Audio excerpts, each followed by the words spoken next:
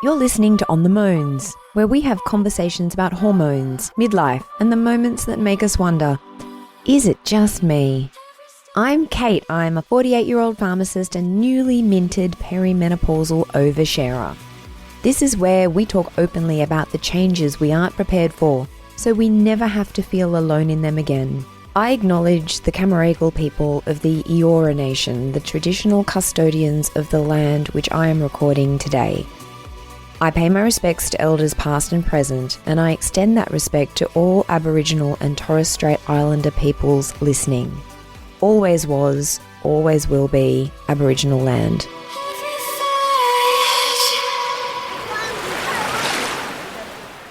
Hello friends. Today's episode of On the Mones is a little bit different. Recently, I had the privilege of speaking at an event for women from a women's shelter. It was one of those perfect Australian days. The sun was shining, the temperature was just right, and the ocean looked absolutely spectacular. We were gathered in this beautiful space overlooking the beach. We could see the sand and the surf stretching out in front of us, sparkling in the sunlight. But what made the day truly special wasn't the setting, it was the women. Of course it was the women. Many who had joined us had experienced significant trauma. For some of them, even leaving the shelter and coming to an event like this was a really big step. And so the whole day felt like holding something very precious. There was a sense in the room of women showing up for themselves, supporting each other, and being open to learning more about their own bodies and their own health. Before we began the talks, the morning started with a short mindfulness and breathing session. I thought it might be nice to begin today's episode in a similar way. So wherever you are listening from, maybe you're driving, maybe you're walking, maybe you're just sitting quietly for a moment, I invite you to take a few minutes with me.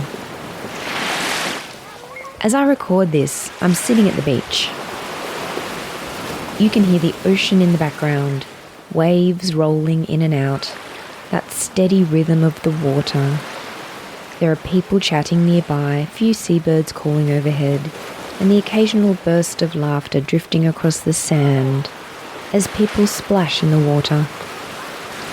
The sun is warm, the air smells like beach, and the whole place has that calm, open feeling that only the ocean seems to create. So for the next few minutes, wherever in the world you are, imagine yourself here by the water with me. If it feels comfortable, allow your body to settle. You might like to sit with your feet on the ground, or if you're walking, just allow your pace to soften slightly. Let your shoulders drop, unclench your jaw, and begin by simply noticing your breath. You don't have to make any changes, just notice it. The gentle rise of your chest as you breathe in, and the soft fall as you breathe out. Now take a slightly deeper breath in through your nose and gently breathe out through your mouth. Again, slow breath in through your nose and a slower, relaxed breath out. There is nothing you need to achieve here, nothing you need to fix. Just breathing. Allow your breathing to become slow and steady. In through your nose, out through your mouth. And if your mind wanders, which it naturally will, just bring your attention back to your breath. You might feel the air moving past your nose as you breathe in, and the feeling of breath leaving your body as you breathe out. You might even notice the small pause between breaths. Breathing in and breathing out. Now as you breathe, imagine the body softening slightly with each exhale. Shoulders are relaxed. Let the muscles in your face soften. And allow the body to release any tension it may be holding. Breathing in and breathing out. If you can hear sounds around you, perhaps traffic or voices or even the ocean, allow those sounds simply to be part of the moment. There is nothing you need to resist, just breathing. Slow inhale.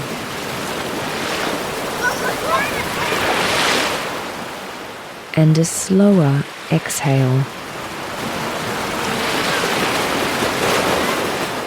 And perhaps noticing that for these few moments, you've given yourself permission to pause, to step out of the busyness of the day and simply be here, breathing in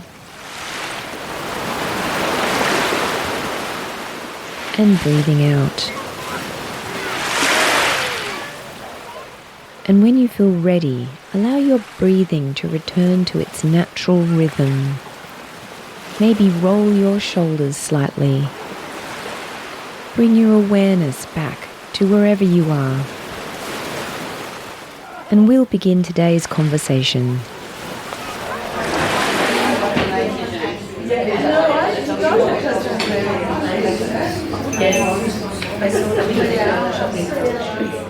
Hi everyone, my name is Kate.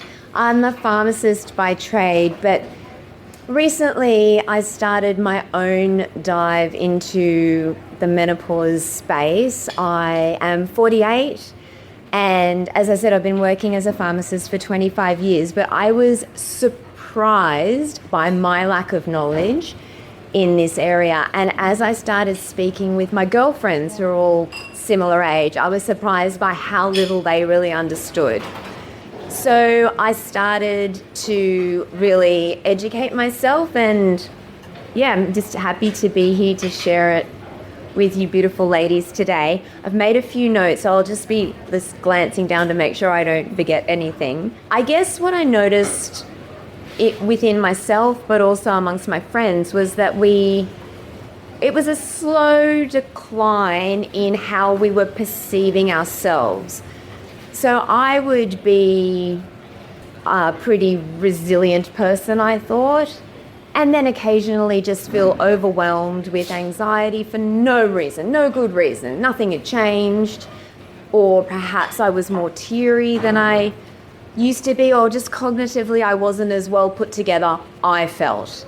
And it made a big difference in how I perceived myself. So I always like to perceive myself as pretty capable, pretty well put together, pretty sharp, and then started having these moments of doubt. And as I started speaking with my girlfriends, it's interesting how the conversation, it was like a little whispered conversation, and then if you had the guts to go there, if you could just open up that space, then people are saying, well, my girlfriends are saying to me, I thought it was just me, which is crazy because really, biologically, there's no difference between you and me. There's no difference. So why would I think it was only happening to me? I think as women, we see it as a failure. So I used to be one way. I am now no longer that way. Therefore, I am failing at that. And I guess the message that I'm constantly practicing for myself and the message that I would like to share with you is that it's actually just biology. It's nothing more than that. And for some reason we're really supportive and we're really understanding of teenagers who go through a huge hormonal shift, aren't we? When our teenagers are going through puberty, we're super supportive. So why are we not as supportive of ourselves and of each other when similarly in midlife a similar thing is happening? So just to speak broadly, menopause is actually just one day in your life. So menopause is defined as a day, 12 months after your last period.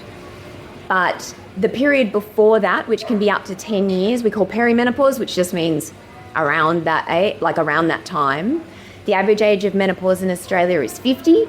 So that means perimenopause can be anything up to early 40s for some women, even in their late 30s. And it's not a nice, gentle, slow change. It's a chaotic fluctuation of hormones, which is just like a roller coaster. So the way I've been explaining it, the way I like to think about it is it's like our hormones, our sex hormones, acknowledging that we've got lots of hormones, so insulin, melatonin, thyroxine, cortisol, all hormones. But for the purpose of our chat today, when I say hormones, I just mean our 3 sexy hormones. And I like to think of them like a girl band. So they're like a girl super band. And we've got estrogen, and estrogen is Beyonce. So she's the headline act. She's gorgeous. She's well put together. She's got the big songs. She's doing brain. She's doing mood. She's doing skin. She's doing bones. She's doing tissue. So she's doing vaginal tissue. She's doing our bladder. She's doing memory. Estrogen, Beyonce, she's not just doing fertility. And we've got estrogen receptors all throughout our body. And so when estrogen starts to fluctuate, you can feel it all throughout your body. It's not just hot flushes. It's changes in sleep. It's changes in mood, bone mineral density. And when Beyonce is singing, well, everything is great. We're sharp, we're energetic, and we're resilient. And then we've got progesterone. So I like to think of progesterone as Adele. So she's got the big, soft melodies. She's the calming voice in the band. She's the perfect juxtaposition to Beyonce. She's not just about the uterus. She's to do with sleep and calming and making us feel grounded. And that's why some women, even if they don't have a uterus, can still be prescribed progesterone because, again, we've got progesterone receptors all throughout our body. And they actually act on, they're called the GABA receptors, and they're the same receptors that sleeping tablets might work on. So that's how women find progesterone to be calming. And the third member of the band is, of course, testosterone. Testosterone would have to be pink. She's swinging from the ceiling. She's deadlifting anything. She's giving you motivation and confidence and physical strength and drive and that feeling of just getting shit done. And we often think of testosterone as just a male hormone, but women have and need testosterone. And we've got testosterone receptors all throughout our body as well. And testosterone starts to decline from about our mid-20s. When we're younger, everyone in the band is singing beautifully and the concert is going really, really well. But during perimenopause, Beyonce maybe not show up one night, Adele forgets the lyrics, Pink has stormed off the stage. So the concert used to be amazing, is now just a little bit chaotic, and that's what you're feeling in your bodies. And it's worth remembering that even if you're having regular periods, that doesn't mean you're not in perimenopause and can experience perimenopausal symptoms. Even if you're having regular periods, you might not still be ovulating regularly, which means you're not producing a regular amount of progesterone. So that is also something to bear in mind if you're having trouble sleeping or you're feeling more anxious or you're just feeling that wired feeling. And then estrogen becomes unpredictable. Sometimes it's up, sometimes it's down, and that's where we get the symptoms of hot flushes and night sweats and brain fog and mood changes. So again, estrogen is acting everywhere. It's acting in our brain. It's acting on serotonin pathways, dopamine pathways, and GABA pathways. So they're all to do with mood, motivation, and calmness. So that's where we're getting the anxiety and the sleeplessness and the lack of concentration. And that's why women often saying, just don't feel like myself. So it's not failure, it's just neurobiology. So we're getting joint aches and itchy ears and, urinary tract infections or phantom urinary tract infections, this is all just not your body failing you. It's just a hormonal environment is changing. Interestingly, so with hot flushes, estrogen is working in that part of the brain that is in the hypothalamus, and that is the part of your brain that tells you when you're hot. And it's basically that part of your brain going, we must be hot, quick, let's dilate those blood vessels, let's put on a big sweat because we need to cool you down. And that's what we experience as a hot flush. So the good news is that there are some foundational health things that we can do that make a really big difference. It's really boring, but the first one's sleep. You just need good sleep. It's how your body and your brain resets itself. But because of the perimenopausal symptoms, sleep is often the first thing that gets disrupted. How can you get better sleep?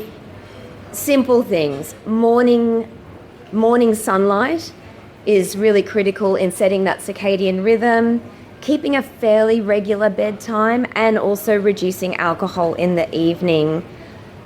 Small improvements make a really, really big difference. The second thing is muscle strength and exercise. Again, you all know this, but muscle strength and exercise supports your bones, it supports your metabolism, it helps your insulin sensitivity, and it supports your mood.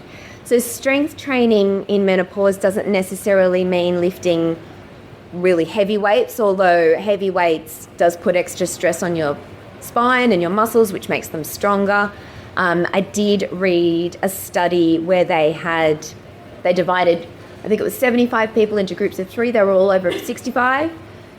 One group lifted really heavy weights 3 times a week. One group lifted medium to light weights 3 times a week. One group did nothing. And then they looked at these little markers in the brain to look at brain aging. And the group that lifted the heavy weights had a much lower brain age. So that just means, I guess, that building muscle and doing exercise is more than just your strength, it's also helping your brain. Nutrition, now I'm going to say most, if not all, women are not even eating enough protein, meat, eggs, Greek yogurt, although I hear that there's a shortage of Greek yogurt and people are panic buying Greek yogurt. I know in my house we go through a lot of Greek yogurt, but it's so true. It's you go to Coles and you're like, where's all the Greek yogurt? Yeah. Luckily I'm not into cottage cheese, so. Used to be said that's in medical. Yeah, that's right. No, I remember in the 80s, your mum having avocado and cottage cheese on toast and thinking, God, that looks bland. Anyway, I am that mum. So am I. Lemon juice. Yep. Yeah, that's right. So again, we're not after perfection. We're just after, tiny little improvements. Movement. You can't overestimate, just going for a walk. It's so accessible. Even a short walk gets you out. You're in a different environment. You're moving your heart a little bit faster, which is pumping blood around your body. It's amazing for sleep, for mental health. I mean, you know this. Stress, so when we experience stress, obviously it affects how our body reacts to our hormones. That's why deep breathing is so important. Mindfulness, social connection is so important. As humans, we deal with stress a lot better as a group than we do individually. So communities are so important. Mindfulness practices, I personally need to do a lot better at mindfulness practices, but everything's a journey, right? And it's just a little bit each day, a little bit better each day. I know that alcohol at the time feels like it's stress relieving, but it actually plays havoc with your sleep routine, and so it's just best avoided. And then I get a lot of questions about supplements, and there's a lot of, I would say, noise in the wellness space. So supplements that have really good evidence, vitamin D, calcium, iron if you're deficient, fiber if you're not getting enough from your diet. One thing I would say, supplements, more is not more. So especially with calcium, if you have more than what you need, you risk it calcifying in your arteries and causing other problems. So supplements really need to be a conversation that you have with your prescriber. Iron, the same. It's best driven by an actual blood test to determine need. And fiber, I mean, fiber is a great supplement if you're not getting enough. And if you're trying to stuff your body full of protein, as I'm currently trying to do, then eating enough fiber is challenging. So a fiber supplement is, it's beneficial for your gut health. It's not sexy, but it is important. So some women, just to move on briefly to the hormones, and then I'll hand over. The hormones are, as we've discussed, an option to be replaced if that's what you decide you need in consultation with your prescriber. There's different ways that we give, say, estrogen, for example. So you can take estrogen orally, or transdermal estrogen is in a patch or via the gel. Currently, we're leaning towards transdermal estrogen. It bypasses the liver, goes straight into your bloodstream. It just reduces risk of clotting if that's something that's important in your particular case. So speak about that with your prescriber.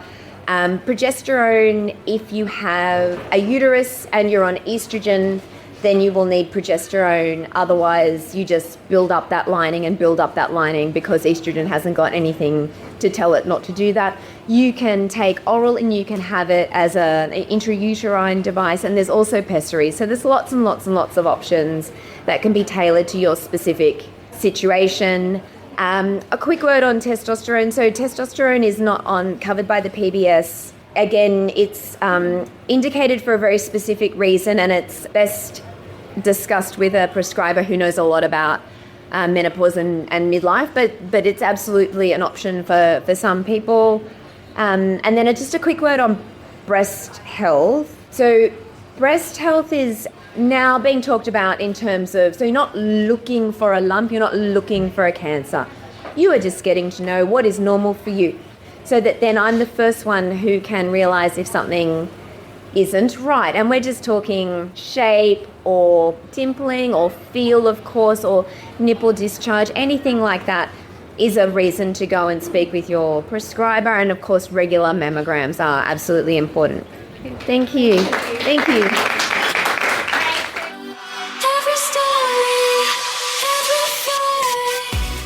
I hope you enjoyed that little piece of the talk from the event. I hope you can tell it was a really special day. The setting itself was beautiful. We were sitting in this light-filled space overlooking the ocean. The sun was shining, the water was sparkling, and the temperature was absolutely perfect. One of those days where everything feels possible.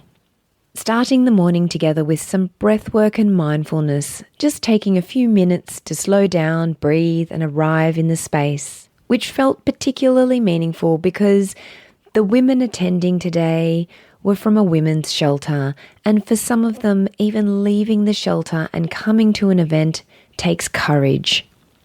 Something that I take completely for granted, for others, is a real challenge. These women aren't so different from me. Sometimes it's just circumstance that sends our lives down a very different path.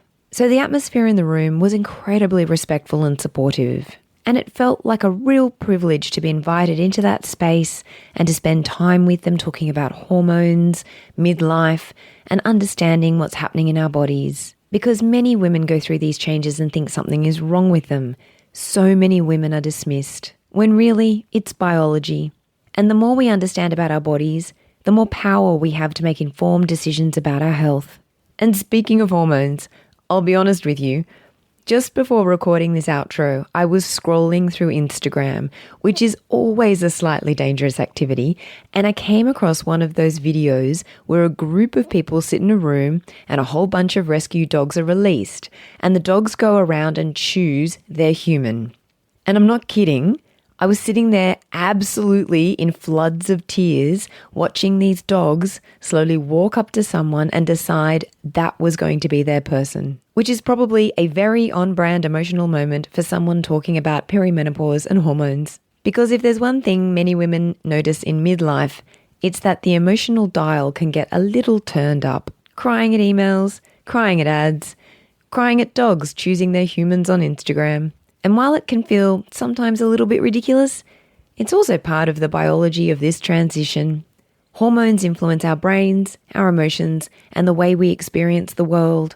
So if you've found yourself feeling a little more emotional lately, you are definitely not alone. Thank you so much for sharing this experience with me. And if you'd like to learn more about hormones, medication, and women's health, you can find me on TikTok and Instagram and Facebook at PrescriblePass, LinkedIn, Thomas Dowling Consulting, where I share short educational videos. Until next time, take care of yourselves, be kind to your bodies, and remember, you're not going crazy. Your hormones have just missed a band rehearsal. Bye-bye.